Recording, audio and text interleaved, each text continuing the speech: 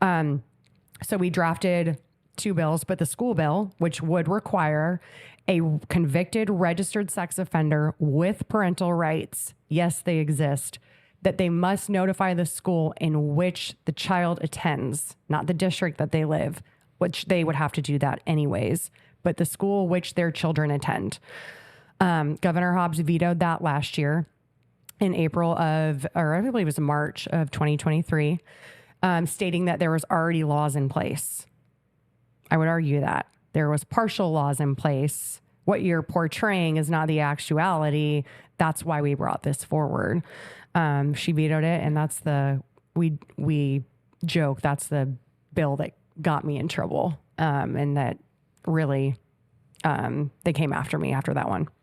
That struck me a little bit because it seemed to me, because I read a few articles about it, it seemed to me that they were just, were they afraid to have you, because you were going to speak at some event with them there. Mm-hmm.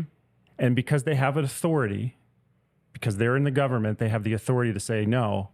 It seemed like they were afraid for some reason to have you around. Like maybe their reputation would be tarnished. Maybe they didn't want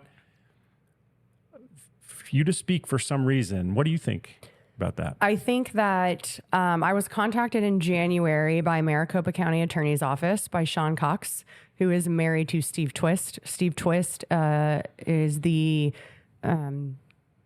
ultimate drive behind Arizona's victim rights, which need to be updated immensely.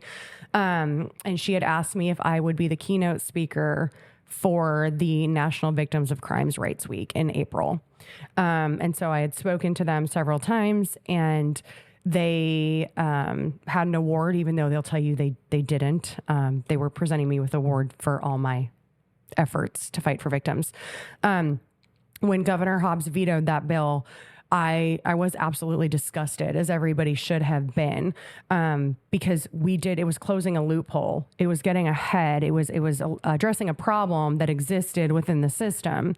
And so I tweeted that I was disgusted. I think the bill sponsor tweeted I was disgusted, attached a picture that says Governor Hobbs prioritizes the protection of pedophiles over innocent children in schools, because that's exactly what happened.